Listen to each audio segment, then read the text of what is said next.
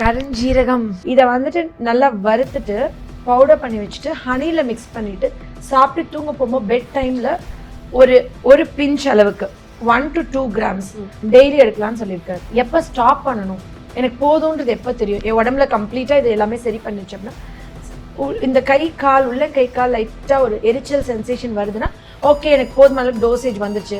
இப்போ நம்ம carrot beetroot juice குடிக்க சொல்லுவேன் நிறைய பேஷண்ட்டை. குடிச்சிட்டே இருக்கும்போது திடீர்னு யூரின் வந்து ரெட் கலரில் போகுதுன்னா பீட்ரூட் போதும், என் உடம்புல நைட்ரிக் ஆக்சைடு கம்மியாக இருக்குது, நைட்ரிக் ஆக்சைடு போதுமான அளவுக்கு என் உடம்புக்கு வந்துச்சு அப்படின்னு சொல்லிட்டு என்னோட உடம்புல வந்துட்டு இப்போ கூட நீங்கள் மேலை நாடுகள்லாம் பார்த்தீங்கன்னாக்க நைட்ரிக் ஆக்சைடு மாஸ்க் மாதிரி வைக்கிறது, நைட்ரிக் ஆக்சைடு வந்துட்டு இன்ஹேலர் மாதிரி வைக்கிறது. ஏன்னா நைட்ரிக் ஆக்சைடு உடம்புல நல்லா இருந்ததுன்னா வந்து உடம்புல பெருசா வளரல அப்படின்னு சொல்லி அதை பத்தி நிறைய ஆய்வுகள் வந்துச்சு. அதுல வந்துட்டு அக்பா ப்ராடக்ட், அக்பா நிறைய சாம்பிராணியோட இதுல வந்து அக்பான் விற்கிறாங்க நிறைய.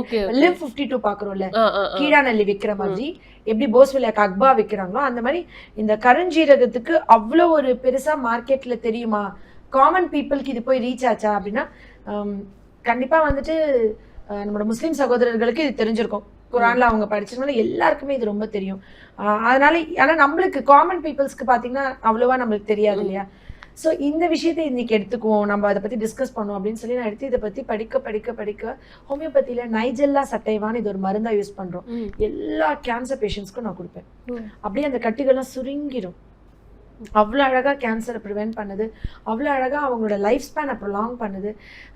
இது வந்து இந்த கிளாண்டுன்னு கிடையாது, எல்லா கிளாண்ட்லேயும் ஆக்ட் பண்ணுது. குறிப்பாக கணையத்தில் போய் வேலை பார்த்து கணையத்தை ரிப்பேர் பண்ணி இன்சுலின் சுரக்க வச்சு சர்க்கரை நோயை முழுமையாக இல்லாமல் ஆக்கி கொடுக்குது. நான் சுகர்னு ஆரம்பத்தில் இந்த பசங்க வருவாங்க, 25 வயசு 26 வயசு சுகர் வந்துடுது எல்லாமே அவங்க இப்போ வந்துட்டு அடுத்து அவங்க லைஃப் எவ்வளோ இருக்குது, 35 வயசு கிட்னி ப்ராப்ளம் பார்க்கணும், என்ன பண்ணணும், இவங்களோட எதிர்காலத்துக்கு என்ன பண்ணுறதுன்னு ரொம்ப கவலையாக இருக்கும். ஆக்சுவலி கருஞ்சீரகம் வெந்தயம் சமாளம் எடுத்துக்கணும், 100 கிராம்னு வச்சுக்கோங்க, ஓமம் ஒரு 50 கிராம், இந்த மாதிரி ப்ரொபோர்ஷனில் எடுத்து இதை நல்லா வறுத்துட்டு பவுடர் பண்ணி வச்சுட்டு நைட் 1/4 டம்ளர் தண்ணியில் 1 டீஸ்பூன் குடிக்க சொல்வேன். பிசிஓடி, கருமுட்டை நீர்க்கட்டிகள், மென்சஸே ஆகலை, இர்ரெகுலர் பீரியட்ஸ் ஒழுங்காகவே ஆகலை, இவங்க எல்லாருக்கும் இது ஒரு பெஸ்ட் மெடிசன். ஓகே, எல்லா கிளாண்டுனா ஆண்களோட விதப்பையிலிருந்து பெண்களோட கருமுட்டை வரைக்கும் வேலை பார்க்குது. இந்த ரேடியேஷன் ஃபோன்னால நிறைய உயிரணுக்கள் இல்லை, குழந்தை இல்லை கன்சீவ் வரைக்கும் சாப்பிட சொல்லுவேன். கன்சீவ் ஆகிட்டோம்னா ஸ்டாப் பண்ண சொல்லிடுவேன். இதான ஒடுத்தவங்க மட்டும், ஓவர் ப்ளீடிங் இருக்கவங்க மட்டும் இது சாப்பிடக்கூடாது. ஏன் அப்படின்னா இது வந்துட்டு பிளட்டை கிளாட் ஆகாம, யோசிச்சு பாருங்களேன், இந்த ஹார்ட் அட்டாக் அப்படின்னு ஒரு பயம் வருது இல்லை, எத்தனை பேர் வீட்டில் ஹார்ட் அட்டாக்ல இறந்து போறாங்க.